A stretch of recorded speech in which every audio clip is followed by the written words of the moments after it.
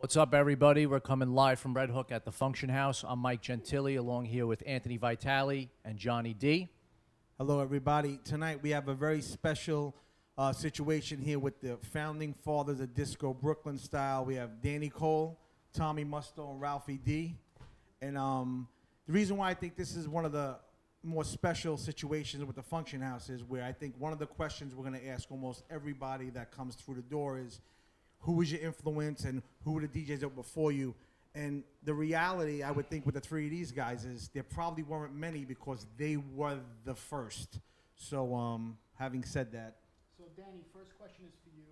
When did you start DJing? It started about 1973. 1973. So, were there any influences? Well, I was a studio drummer, and I worked for my dad, and he was a big influence on me. So, your dad was your influence. Yeah, being in the business, the music industry was wonderful. That's awesome. So, Tommy, what about you? I got started in probably the end of '77, and the catalyst for that was a guy who was working for my father, who did it as a hobby. He was actually a repairman. My father owned a television repair shop, and he took me over his house, and he had a Clubman mixer and a pair of 1100s, and after seeing that, I was done. I was done. Ralphie D. In the place. What's the question again, guys? I So fell asleep there. What year was it? What year was it that you started DJing? And who was your influence? If there is any. How much blow was No. around it? Yeah. Well, we were doing little ones at the time. But I gotta say, it was in high school, and how I got influenced was I used to stay with a friend of mine, rest in peace, had a lot of older brothers, and they had these tapes in the car. They were 8-tracks. They were called heavy tapes, heavy custom sound. Really? Yeah, you didn't know that, yeah. Anyway, I was into rock, and these guys were into these heavy tapes, and they weren't mixed. They were just disco music that I hadn't heard. Maybe a couple of things, Barry White and Harold Melvin. And then from that point on, I got the first. You did ask me when I started, right? So high school, when I was in high school. 1920. So, yeah, 1920, yeah. And just so you know, there's no drugs right now. This is Ralphie D straight up. Hey, Wait, influences? Patty Tapes wasn't an influence? anybody influenced me as far? Yeah, absolutely. The first guy was the DJ from Penthouse, who was the guy who did the tapes, Rick.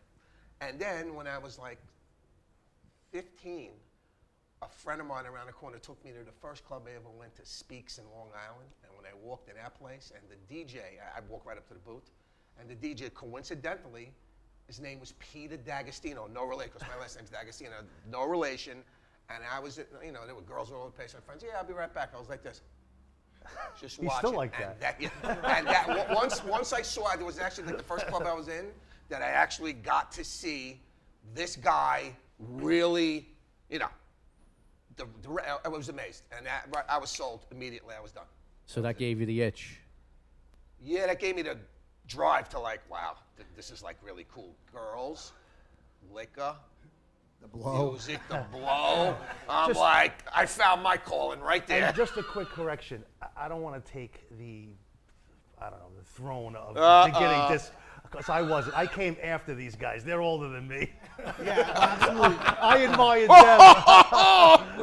Well, but on that thing, I met Danny back in 1981, and we were in the neighborhood on Henry Street, which is where Danny's from, and I grew up in the neighborhood, and a friend of mine was dating his sister, so he says, why don't you come down to this block party? My girlfriend's brother's gonna be playing, so I'm like, you've been to parties, see all these people spinning, it's like the same shit, whatever. So I'm like, yeah, I'll go see him. Even back then, you were jaded? Yeah, I was a prick back then. So I walk down the block and I'm looking, and I look up, and he's got a setup on top of the stoop, like totally different. It wasn't in the middle of the street. It's a And my picture of friend that Steve- exists, yeah, right? And my friend too. Steven had done this thing called Let's Go Disco, which was on the wall. And I look up, and Steven brings me upstairs, and I meet him for the first time, and Danny's there with two 1100s at a block party, which is unheard of, a clubman. And he's sitting in these riding mixes, and I'm just bugging the fuck out because I was DJing for a year already, but the people that I was around, it was just, SLB1s, D1s, maybe somebody had money that had 17s, but nobody ever had 11s, and you never saw them on the street. And Danny was just doing his thing, and we hit it off that night, and then a year later, I DJ'd a party for his sister, and he told me, you know, why don't you come to the club? He picked me up, and then we started our relationship. But before that, Danny was in the scene for many years. So Quite where a were few you years, early? yeah. Where were you way before the Plaza Suite days? Where were you? You know, I hopped around a few different clubs on the island, 231s, Uncle Sam. I did the Cameron back then.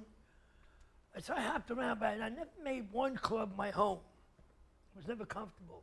I started a club in 77, going into 78, called Jay's 2, 86th Street. Cross street from White Castle. And still there. Across the street from White Castle. Right. Tell you, when I got done in there, I was in. Yeah. Yeah, you were on the We tables used to go going. to Fort Hamilton Anyway. Parkway after Plaza Suite. We used to go to that White Castle. This place was a dead zone. There was nobody there. Somebody had, well, anyway, I made a deal with the owner. I did the lights, I did the sound. Before you know it, there was a line outside. It was $3 to get in. $3. Place was packed every night. From there, he got a little serious with me. He didn't want to give me a raise after a year. I moved out. Plaza Suite was my new home. Woohoo! That was it.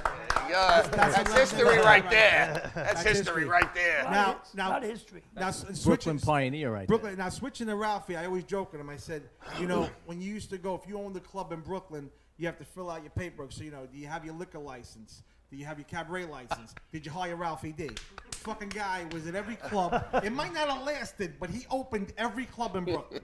You know, and at one point, you know, Danny and I were, you know, Plaza Suite, and it was almost like I didn't really know Ralphie then, and I always was like, you know, Danny was never like, you know, Danny will kill you, but Danny was never a confrontation, and I was always like, you know, fuck Ralphie, and like it was to me it was a Watch your competition. language. But Ralphie, you know, I love me and I love Ralphie, but I just look back and I say Ralphie was everywhere. Thank Like, God, he was- because every club he left, I came Yeah, in. You're right, that's right. That's right. More history right there, absolutely.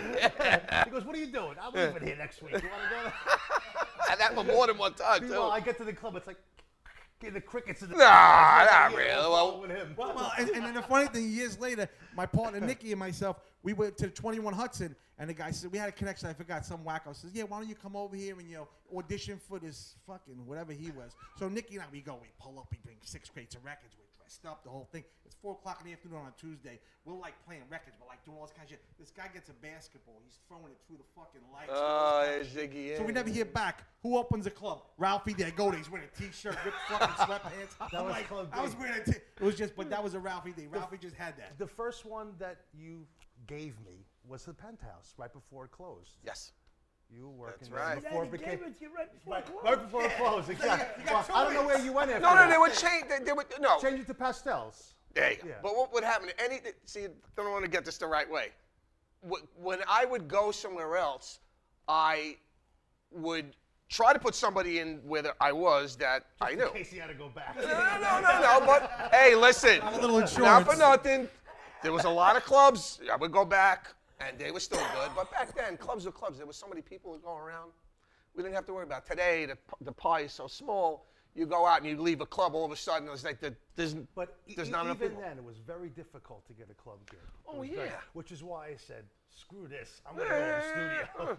Right. It was a very difficult, and Very. especially in Manhattan, you know. Yeah, because of everybody the had diversity. A strong arm. But also. it's also back then it was all, and still today it's all who you know. Yeah. Right. So it's like you know Yeah, kinda. you were with the right promoter or the right club owner, Kinda. and You were Ralphie D, you were all right. Yeah, well, Ralphie, you know, but then, you know, Ralphie was pissing people off, too, because So Ralphie he was- was bouncing all over the Yeah, place. Ralphie was the it DJ. Right, but what was happening was a lot of people, in a funny sense, would say, it's just, well, we got to go to this club, so don't even bother. Why? I guarantee you Ralphie's got the freaking job. But I did the same thing with Pucciarelli. Pucciarelli gave me, I remember 1982, Scarlett's, which Sozi ended up working at. Pucciarelli worked at before.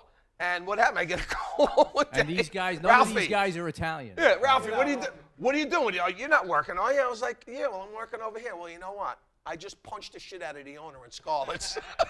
Come down and get the job, and the guy knows who you are. True story. Funny, but that's For just those one. of you who don't know, this guy was the DJ at 2001 Odyssey during the time of Saturday Night Fever, right?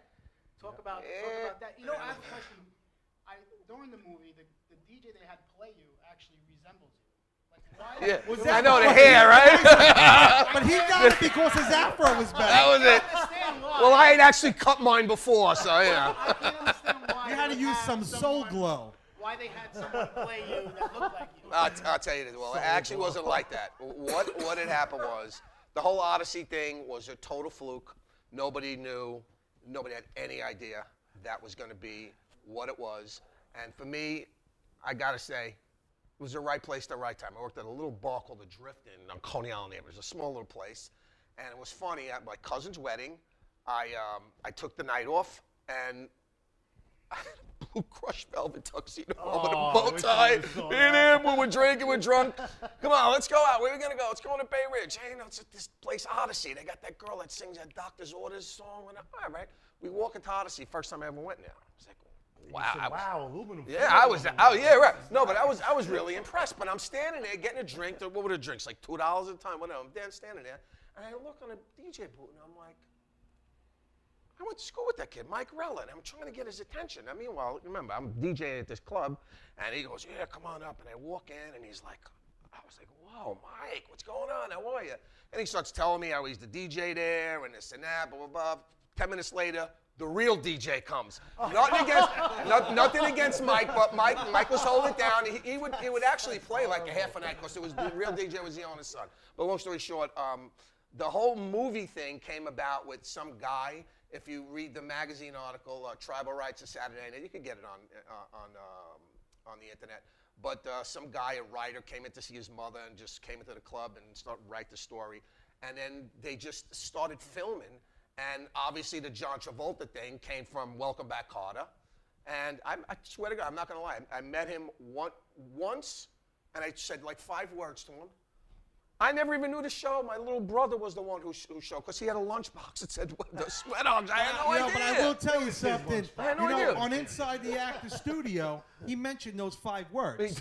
I was pretty sure. I don't know. He was talking about Grease, and then in Pulp Fiction, Quentin Tarantino brought him back. But he said Hey, listen, I want to Ralphie just did. acknowledge this guy Ralphie that I met in there. Meanwhile, but anyway, long story short about the Odyssey Club. The script had nothing to do with the DJ. The guy, who, for those of you who don't know, is actually Monty Rock III, who was Discotheques and the Sexalettes, and he got there, whatever. But And he was incredible on the mixer too that night. yeah, I'm telling you, he was. So But nobody really knew that this movie was going to be. let me tell you something. But No, you no. had a little part in the movie, didn't Absolutely. you? You were like in the well, if you really want to call it a part, I just happened to be Are there. you still getting residuals from that? Yeah. I just happened to be there one night Supporting actor. because the owner and a lot of the regulars were there.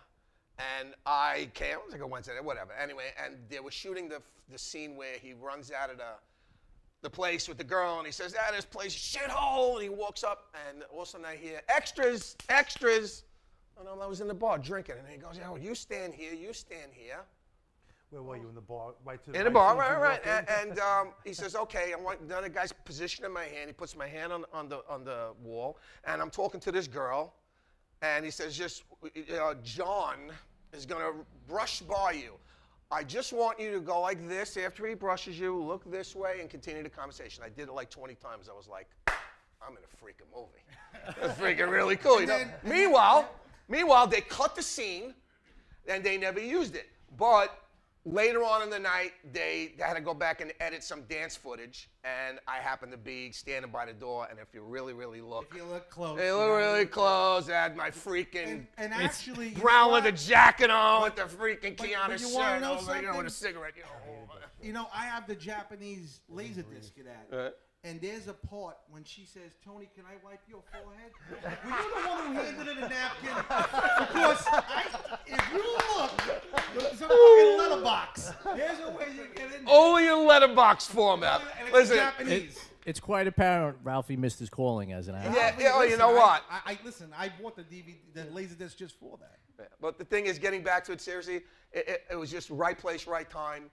But I really wish I would have been a little bit smarter. Well, like everybody says, if you only knew what you knew now back then, I'd be a millionaire. But nobody had any idea, any remote idea that movie would be one of the biggest cultural things of the 70s. And I'm blessed that I just happened to be part of it. But if I live to be 100 years old, that'll always follow me. But you know what? Well, how long did you DJ there for? I started Years. at the end, summer '77, The movie was filmed in September 77, finished film, I'm sorry, no. September. April 77, they started filming right like a month later, and by September they were wrapped up, and the movie came out December of that year. So I started in 77, I worked all of 78, He's very good 79, with and 80. dates. I ask him things about my life. No, I'm like a computer when it comes to He's that good like stuff. that. Even though I had to get the date right a little bit, you know, some of these residuals that we used to do years ago, but I'm still pretty sharp though. But now, after that, I wanted to go into how did you guys all meet? Danny, Tommy, and Ralphie. Who you asking? Who you asking? Oh no, hey, there you go. Well, Tommy was talking to me before.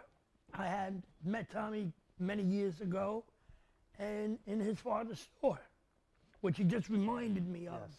And we're looking like 1976. Yes, about then. About then. I wasn't Ralphie. DJ, I was liking the music. I Yes, wasn't DJing, yes. That's all. And I did a few things for Rick, Heavy Custom Sound as well. Ralphie and I go back long time. And we started, and what kind of rekindled us seeing each other. Well, that didn't, Well, sound, we had that to didn't say- sound too good. Huh? You know, seeing each other again after a while There was the a nice disco wind award. jammer. No, we went, The Golden Gate Inn. Wait. And Danny walked in. disco This is awards the in coming out Roseland. interview. The disco awards in Roseland in '78. Right. I won Best Mix of the Best Year. mix of DJ, yeah. Rumor has it. Right. Rumor has it. That's history right there. There's a little history. Yeah. And you won. DJ of the year, award. DJ of the year. You know, I still got the picture of DJ of the me. year for 2001 Odyssey. And then, comma, will be the guy who opens every club in Brooklyn for the next 10 years. And I believe Dan Pucciarelli won. Yeah, that's Best right. Yeah, local Pucciarelli's DJ, he's yeah. a part of history, man. Part of But- history. We also were in the same record pool, Infinity Yep. Records. Yeah. Charlie just got this whole record pool That was started. 13th Avenue, He right? was 13th working out of Avenue? his house at the time, Well, and there was only maybe 5 of us. And by the time he grew, he opened a store on 13th and Avenue. we went to each other's clubs all the time. Wednesdays, Yeah. boom, closed the Yeah. place up. Well, I had Danny Pooch down the block. I was on 86th Street. He was on 86th Street. You were Quitton Road, on the neighborhood, and we all met at after hours.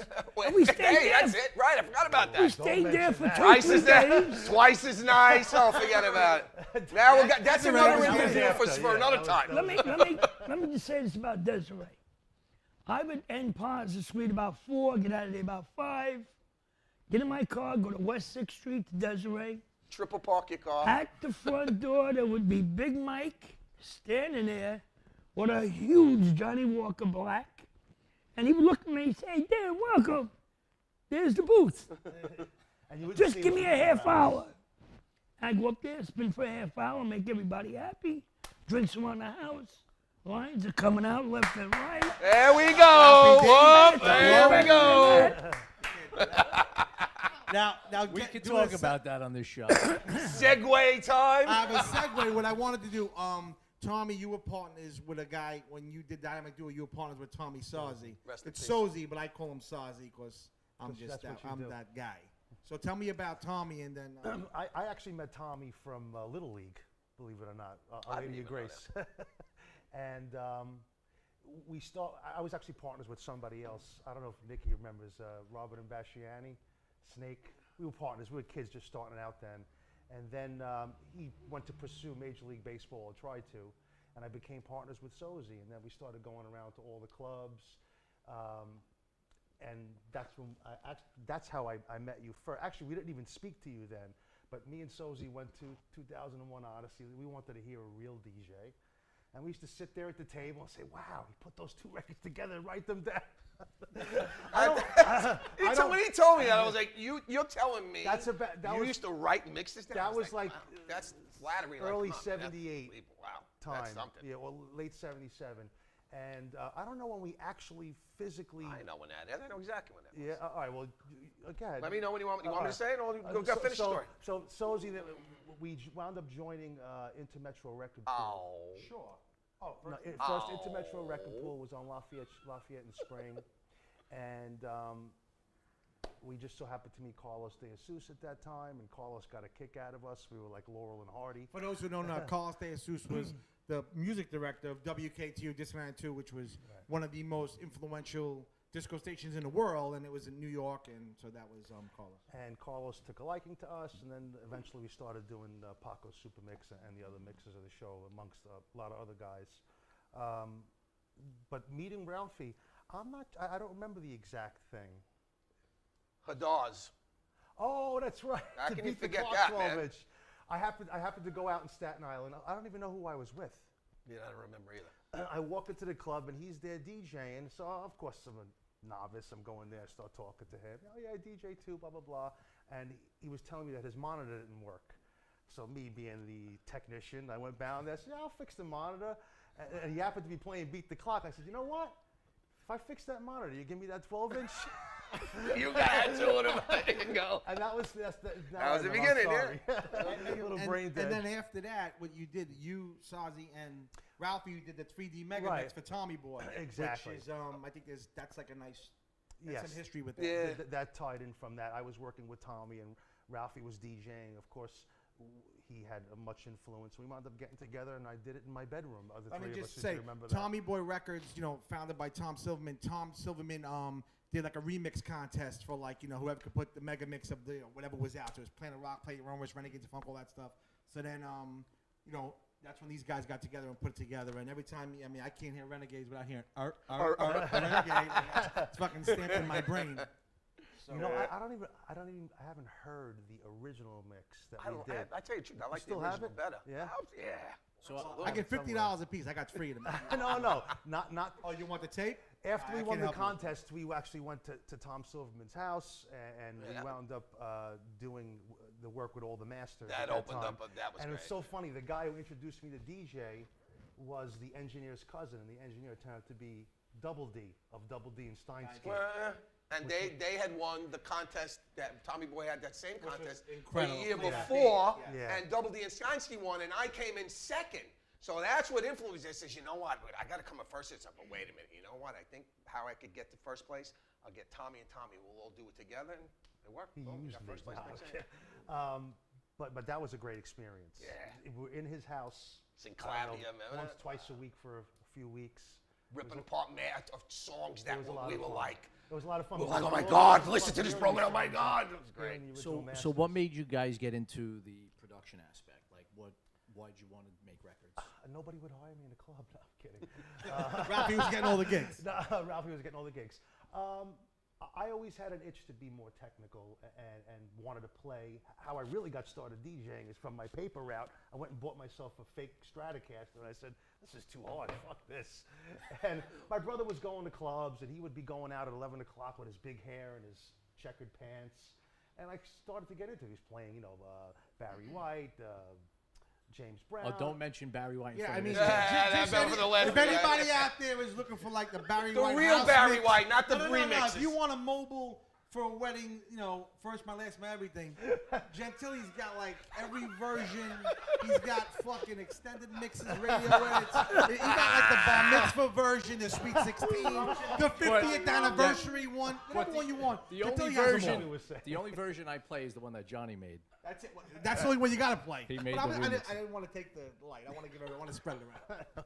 I forgot. What Talk about how when I met you, how I you get into turned production. your life around that time. my brothers, I saw what he was doing, and I said, you know what, fuck rock music. I still like rock music, but I was intrigued by the disco thing, and they were into R&B too at the time. And from there, I just wanted to be more involved. And after DJing, it's kind of a natural progression. Drum machines and sequencers. I went and bought some stuff and started messing around with it. And then from there, I kind of taught myself So you worked with some really well-known artists. at some point. Want to name a few? Johnny D. That's the main one.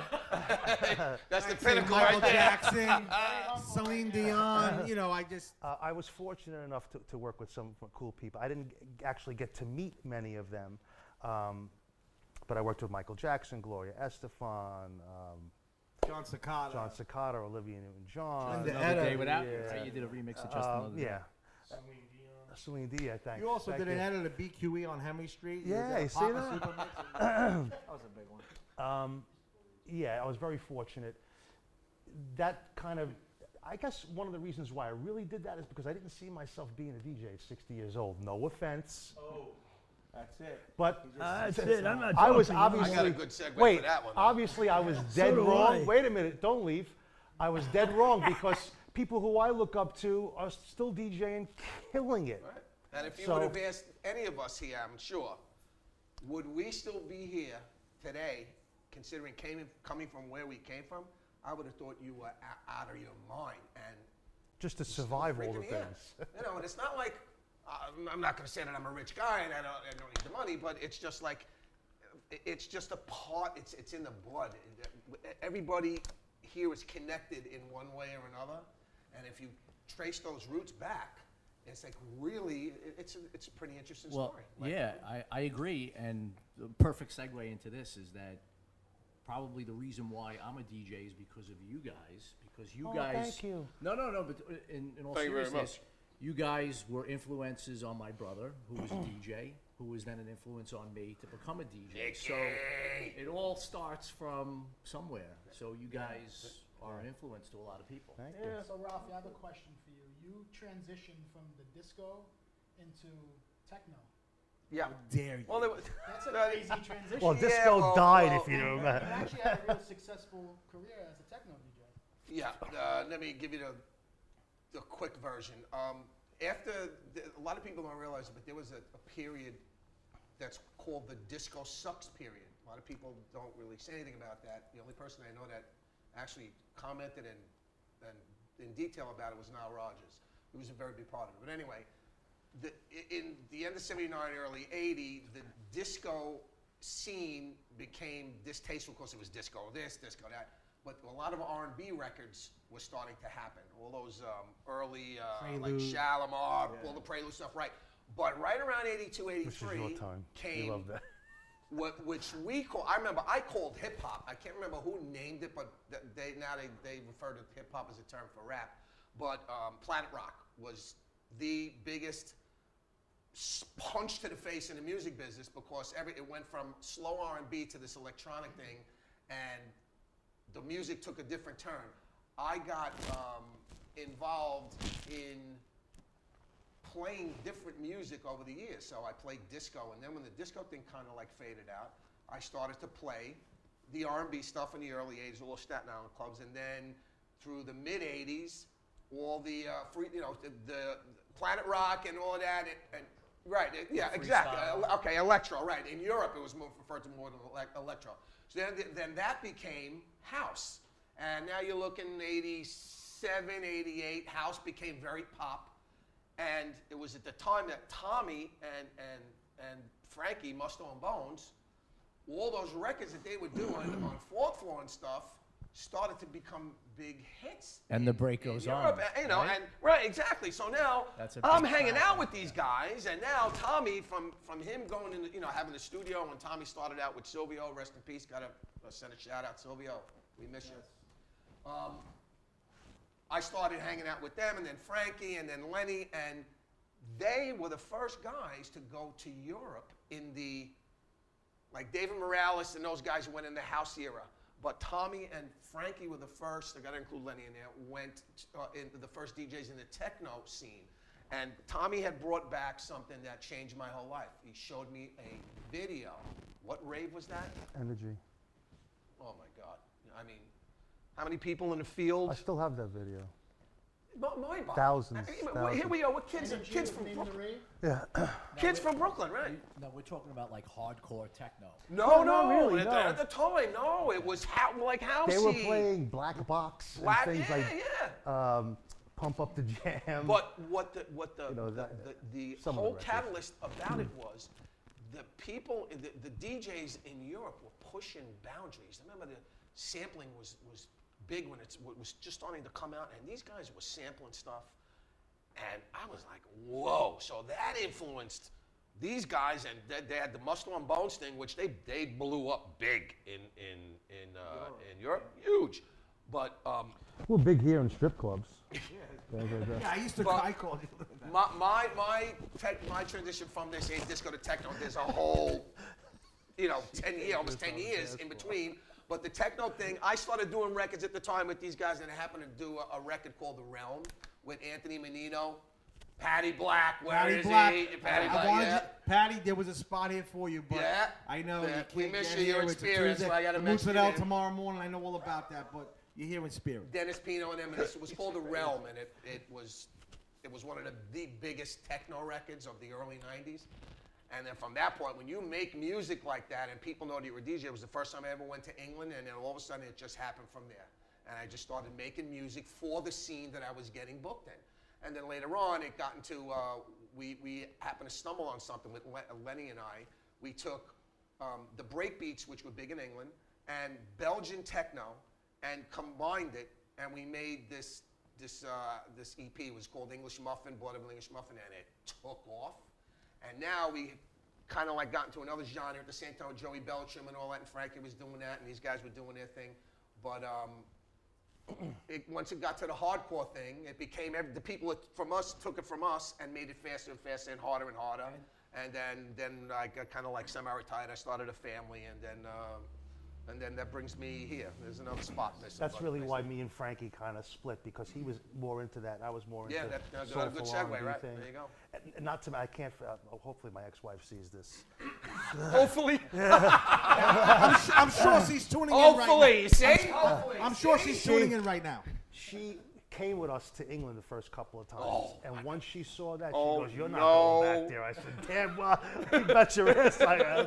So she's like, "They're doing But drugs." it's like, I mean, but on the techno side, I mean, as sure, I mean, it was very, I can only take so much of that personally, and I was happy to see Ralphie doing his thing, and it's funny because it was happening in Germany, and Germany at that time was the #2 market for music, and in the mid '90s, I was working at Atlantic, and I was getting a lot of stuff from the Warner company. They would send me all stuff they wanted me to pick up, and I'd say to myself, this is the #2 market, Germany, and you'd say, what kind of shit are they doing? London would, London, 95,000 mixes, whatever the fuck came out, whatever. And all of a sudden you get the German package, and it's like Ice-T featuring the Weather Girls. And you're like, Right, that's right. what The weirdest fucking combinations, person yeah. can cash that check in 2 weeks? That you can go to somebody and say, you know what? I got this idea. I want to use Ice-T and the fucking what? So that whole Is this German PG thing or was R? just Very amazing weird. to me. The garbage that they were selling, But I want to go back to Tommy real quick.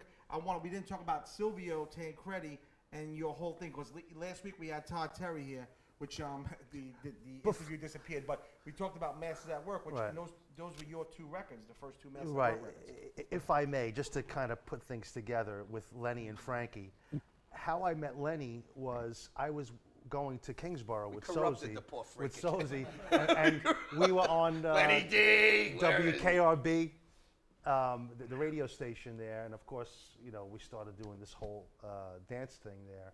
And Lenny wound up just calling the number, and he's like, "Oh, you mind if I come with you?" Like, "Sure, come on up." And he came up. He came up with a joint. I think he was like 15.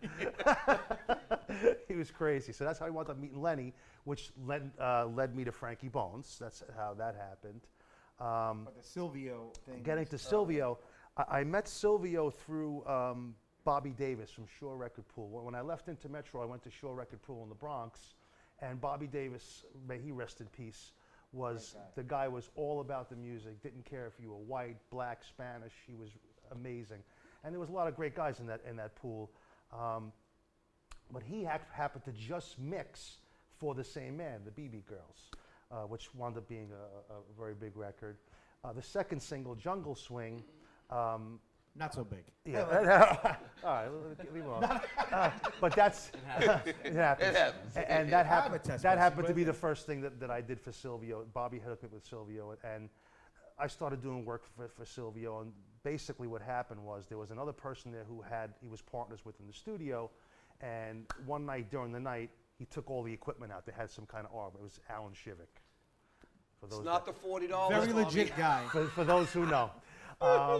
So I had equipment. I just started buying equipment that I had mentioned to you before, and I brought everything there, and then I became the studio guy at Northcott.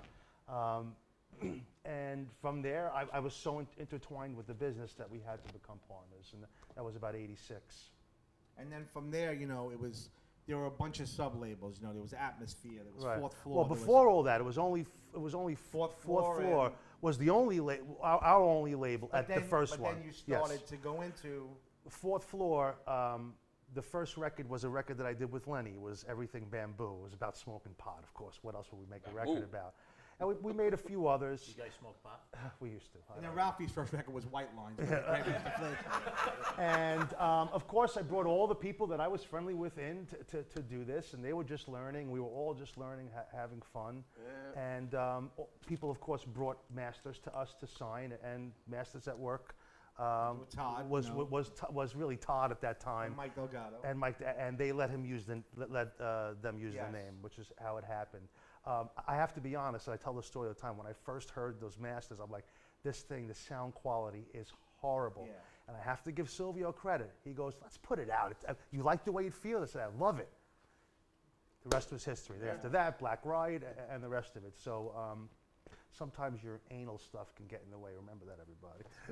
And then after that, I actually met Tommy. I think it was 1990. I was DJing in Staten Island, and I booked one of the freestyle This acts. guy's horrible. So I'm in this booth, and he comes up, and in the DJ booth, it was all the way up, and there's a weird it was an old firehouse, I don't know what it was, and it was a crazy staircase. So he comes up, and I don't know, it was Spirit Matter, one of those acts. Or Leather and Lace, maybe, I don't Yeah. know what. So he They were comes up. performing? Yeah, and he was acting as the road manager. So he walks in the booth, I right? was And he comes up. It was just me. It was not. Where's so the he goes- blow? So he goes, he goes, "Can I smoke up here?" So I'm like, "You could fucking like, you could have." I don't care if you there." burn. So he's over there. Oh, He right. gave me his number. I met with him, and I went to his office. I met Silvio, and then he and I got very close. And then, a couple of years later, which was 1993, which is when Henry Street really started, we were at, I kept talking about how, I wanted to do a label. I was I'm kind like, of, guy, I was leave me kinda- alone. I was kind of looking, like looking at, I was looking at all the shit that was going you on. want to do a label. Yeah, take over. So I said, let me change this guy's life. You have that moment where you say, He said- can you do something good for somebody? You had the I coming could have to gone Jesus anywhere I moment. wanted to go. I said, let me go to an Italian guy. So we did. Henry Street was basically started outside Sound Factory Bar, and I changed his fucking life. And I just that was pretty much it. Then So he ruined He everything. ruined his whole life. And then after that, he basically closed it. He's out of the music business. So it was basically, if you really want to get out completely, we do something together. A couple of years later, it all falls apart. So let me ask you another question. What do you guys think of the music business today? The music that's out today, the way the scene And is don't now. hold back, guys. Yeah, the way the scene is now in the United States, where now there's these big dance festivals in the United States. It took all these years to get them out here, but now it's like the biggest craze going. I mean, what do you guys think about that whole movement? I just can't believe it. I mean, God bless them. I would never begrudge somebody for being successful. But obviously, a lot of people have been doing that. And to that extent, these huge, they were called raves, but obviously EDM is the acronym now. But it's amazing the money that they're making. And it's just become, everybody wants to be part of the, whole the movement, yeah. Paris Hilton and the Kardashian mindset, I think, is something that permeates through that. And what do you think about how a lot of DJs, like the residency doesn't exist anymore? Yeah. Like Well, there's- clubs don't exist anymore. Well, I mean, a lot of people talk about, like DJs like Danny Tenaglia and Roger Sanchez. They talk about examples of how, you made it when you got a residency Yeah. in Manhattan. How you put in your time, and then once you got that residency in Manhattan, it's like you were it as a DJ, and that doesn't exist anymore today. So like that whole feel is sort of gone. Now it's in spaces this size, specialized. It's all bottle you know. service, and it's the promoter that could bring the most people in, and the music. You don't even have to be playing. It's like the music has nothing to do with any of it. It's about how many people came, how many bottles of Ciroc did you sell, and that's pretty much all it was. Back in the '90s when it was more of a drug thing. Not that I'm, promoting drugs, but when it really was, It's you had still a stuff drug. like but what I'm trying to say Still, was right? no, but you had promoters there that were basically kind of promoting the DJ. Where now it's just all about the bottle service. Yeah. It's really all about how many people are coming in. Because at the line, all like about those the guys cash. had a residency, and like you had that steady flow over there. Right, if you go back to the days of Danny and myself, we would start work 10 o'clock at night and work till 4 o'clock. like it was nothing. Today, I remember, excuse me, when I first got booked in Europe, after a couple of times, the rave thing was just starting to branch out from England and go to like Italy and all these other places. So naturally, I would do something somewhere, and they would book me, and all of a sudden I look and I see like 10 DJs, and I'm like, all right, whatever. All of a sudden you get to like go to some place like Switzerland, and they drive you to this thing, and it's like the size of Madison Square Garden. It's a freaking huge hall. And all of a sudden you look at the lineup, you see your name, and you're playing 45 minutes. And I'm like, 45 minutes? It's like At 40 minutes, I'm just getting into it. But what it is they try to get as many DJs as they can from all these different genres or countries, however the music was, and they try to get it all together. And the difference from back then was we were playing vinyl, and me, I'm a cutting edge guy. I'm all into the technology and anything, but when we played, we worked. There's a lot of guys out there. I'm not going to knock EDM as a whole. I'm not going to knock any DJs that do it as a whole, but when you're going to stand in front of a crowd and you're going to go like this, and you're hitting buttons of pre-recorded stuff. Again, don't take this the wrong idea. Anybody out there that likes EDM, It's the truth. No, let them take it the wrong way. It's the truth. They're looking into a fucking they're laptop. making guys like, I don't want to say guys like me. There were so many other guys that have passed where I did, but I was at the beginning of this whole thing, and not to say, well, you know what, it wasn't for me, you wouldn't be here, but the money that I made compared to the money that these guys are making, it's like ridiculous. But you know what? That's how it is. It's how things evolved, and that's it. And you know, the original question was, what do I think about the music today? Some of it's okay. I want to tell you another thing. A lot of those sounds, you know where you got those freaking sounds. That's right. You just remember where you got those sounds from. And hip-hop A lot of you today is people out there, terrible. no, I'm not going to knock anybody. I just Listen, you know, but let's move on. But I you know, to have a serious note, you know, when people say this, you know, very few people ever really break down how the club scene destroyed the fucking music business. Because what happened was, when you had a guy, I was with Danny last week, we did 9:30, Bloody Marys, 10 o'clock, boom, 10 to 4. That was it. It was just, that was just how it was. Did you 10 to change 4 from everywhere Bloody you went. Marys to something else? Well, 10 o'clock it would stop, and the Bloody Marys. Yeah, were and then for went to the half next. hour. But what happens A is warm-up. you were playing, you were taking people on a mission. It Yes. was like it was a whole thing. So Right. now what happens Good is if you got 10 guys spinning and you want to get booked again, you're not going to come and play beginning of the night, dope shit you love, you know you can't break. You're going to come with the heat. So if Everybody Dance Now is out and the Power by Snap and you're in that fucking genre, everybody's playing those records because they want to get booked the next week. So now you're not breaking music anymore. That's a major breakdown. in Oh, music. yeah. When hip No hop, doubt. if there was a big hip hop record and it didn't matter what club you went to, a strip club, a fucking bar next door, wherever it was, if OPP was out, everybody played OPP. Dance music and house music got to a point where Louis is playing Louis. Timmy's playing Timmy. Tenegli's playing Tenegli. Junior Vasquez playing Junior Vasquez. Everybody's making their own fucking mixes. You're not going to break records because I think, and I say this is another thing I always talk about. Stardust is probably the last record I heard cross formats. Black stations, white stations, house, underground, techno. After that, I mean, what? You're going to say Get Lucky? Maybe. I don't even know. I don't even know. But the reality is that killed EDM, and those 20 DJs at night ruined the music business. It was that much more difficult to break a record. Well, I mean, I agree and I disagree. I mean, I think that what EDM has done for us here is it's brought dance music back to the forefront. Because for a very long time, on a commercial level, like dance music, you weren't even hearing dance music on a radio station in New York City, Yeah. right? For a while, you know. So I think the whole EDM craze, I credit maybe David Guetta and the Black Eyed Peas coming together and making I Got a Feeling and going mainstream, and like now hip hop artists and dance music artists are working together to make the record. So Yes. I think it did help in some sense to bring dance music more popular. But I was talking more about the 10 DJs on a roster. Because it was just that much harder to break a record. everybody's here You also 'cause- got Black Eyed Peas, Interscope, Jimmy Iovine. You know, it could have been fucking Marky Mark with David Guetta. That was going to happen. Could have been Rico Suave today. That would have worked. A thing So that I think that's the power of that killed the business that we knew is more of the fact that record companies couldn't make money on artistless records. Yes. That was the main thing. You know, everybody wanted to be as deep and underground as possible, and everybody loved it. But then once that contingent of people went left, there was nobody behind them. So, you know, I And think then that also, was a... the tangible vinyl went to digital, and anybody could download who's going to pay for it, and that's when same thing in the movie business. It's happening the same way. So we want to get you guys on the turntables because we want to hear you guys play. So one last question I got for each one of you guys is top 3 records that you used to love to play inside of a club, that you just love the sound when you hear it on the club sound system, like you used to rock it. What were the top 3 that you would say? 3.